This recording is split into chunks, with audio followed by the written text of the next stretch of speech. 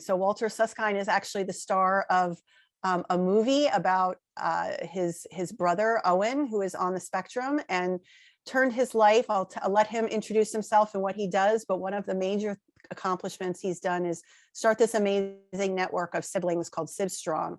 And he's going to describe the program for us. So I'm not going to steal his thunder, but I'll let him introduce himself, knowing that he's a sibling himself. And so he comes from that perspective, but he's also very accomplished in starting his own organization. So Walter, I'm going to turn it over to you. All right. Well, thank you so much for the very kind introduction. I would usually say I'm more my younger brother's sidekick, which, in our world of Disney that we use is very apt, and I have a lot more characters to choose from. But thank you all for having me here tonight. It's so great to be here. Thank you to everyone, to Sam, Alicia, everyone for helping to set this up and have me here. And as you alluded to, it's nice when we have an intimate gathering like this of people who get it. We got Sibs here, we have parents here, and, I'd be biased, I think looking at 17 people here, it's kind of the perfect number to have a conversation. So I'm not going to talk for too long. I'm going to tell you a little bit about SibStrong, how I got into this, a little bit about my story. And then, I'm really just looking forward to chatting with everybody and getting to connect with some other siblings and family members out there. So to kind of before I go into the couple of slides I have, as mentioned, my name's Walter. I'm 33 years old. I'm the older brother of Owen, who's a 31-year-old, turning 32 next week, autistic man. I think like a lot of siblings, I would say I am who I am because of my brother. It's been a journey that, has obviously, like any other sibling relationship, it has its ups and downs, it has its moments, it has its experiences, but it shapes us, we as siblings, in such a unique way. And growing up, I didn't know any other siblings. I could probably count the number I had on one hand. And what's been so incredible about with starting SibStrong and really the last 5 years or so is just to meet so many other people walking a path that's similar to mine and having that instant connection where, and I'm sure I see some other siblings nodding, but you have that moment where it's someone you've just met and you start talking and you realize you're a sibling and you fall to this groove like you've known the person. You could have known the person for 10 years. It's someone who just gets it. And I think bringing our communities together, they're siblings from all walks of life, all ages, we all have something to contribute to each other. So now I'm going to share my screen and you're going to maybe see a little bit of a messy screen, but let me know. Oh, last name. Sorry, hold on one second. Just proof that it doesn't matter how long we use Zoom, it's always going to take a sec. Yeah, I got that and a brand new computer, so it's really a nice we'll not be able to record the content.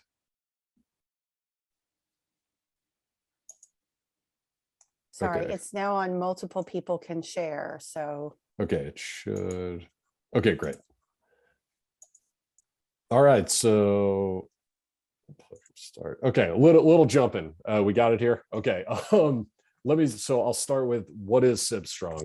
SibStrong, it's pretty simple. It's by siblings, for siblings. If you are a sibling of someone with a disability, you are eligible for SibStrong.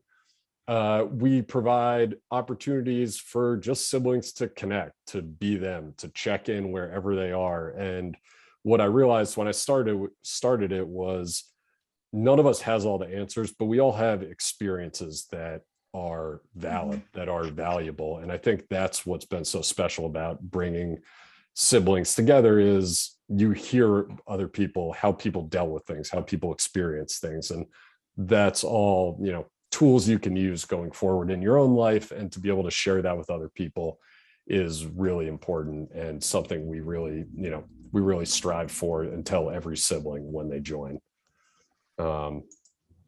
So going through, as I said before, who's it for? The good thing is it's pretty much for everybody. And I'm 33 years old, but I can't tell you how valuable it is to talk to younger siblings, to talk to my younger self, to talk to, we have siblings in their 50s and 60s who join. And, for me, when I talk to those older siblings, I'm talking to someone up the road and hearing about things I know that I'm going to experience with Owen one day. And I think that's what's really, made this community really strong. But we do try and actually divide it up. So we have our younger sibling gatherings, we have a college age group, which is, a little bit smaller. And then we have kind of general adult siblings. And the numbers are a little off there. But the adult siblings, our gatherings that we do about twice a month, once every 2 months, are either topic focused like you all are doing here, or they're just kind of general community gatherings. And like I said, we have siblings from all over the country, all ages, just dropping in and, kind of coming as they are. Why bring siblings together? This is pretty straightforward. I think everyone, it's what you all are doing here. It's because we need community just the same way our parents need community, the same way our brothers and sisters need community, that we're walking a path that we know that will have a lot of responsibility down the road. And there's no reason that we as siblings should be going it alone. Having a network you can tap into is extremely important. And I also think it's to validate our experience. What I talked about when I was younger, that I didn't have anyone to talk to. There are a lot of things you don't want to say to your parents because we play an interesting role as siblings of people with autism and disabilities. And there's some things we don't want to say, might be uncomfortable to say. At the same time, your friends, they often mean really well, but they don't get it. It's not their lived experience. But when you're in this room, and we see it a lot with our younger siblings when they join, it's their first time, and even adult siblings too, it's their first time being in an all sibling environment. And whatever you're going to say, people are going to, connect with that. They're going to nod and say, yeah, we totally understand.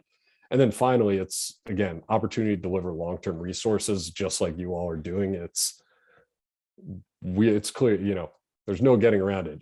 It's a big responsibility for many of us up ahead, and figuring out what we need and coming together. There's power in numbers of saying, okay, here's clearly what siblings need support with, and then going out and figuring out how to bring those resources in to help us, but also to help our brothers and sisters, to help everyone involved. These are just a couple, starting early is a big thing. And that's really where actually SibStrong started, was in 2017. I was talking to a bunch of other siblings. I was in my late 20s at the time. And all those conversations I talked about, those catch up really quick conversations, they all came around to this idea of, I really wish I could have talked to my 11-year-old self. I really wish I could have talked to the guy that thought, I'm the only person in the world with a brother like Owen, and I'm the only one on this path. And just to let them know, you're not alone. There are a lot of people out there like you, and just to kind of giving that foundation. And so, but that extends outside of siblings, and I say this to parents too, because I'm thinking of my own lived experiences. But siblings start thinking about that future. They always say siblings grow up very quick, and even at 8, 9 years old, and I'm looking forward to talking with everyone here, but so many of us have those thoughts of, okay, what does the future look like? You can do the math of, well, it might just be me and my brother.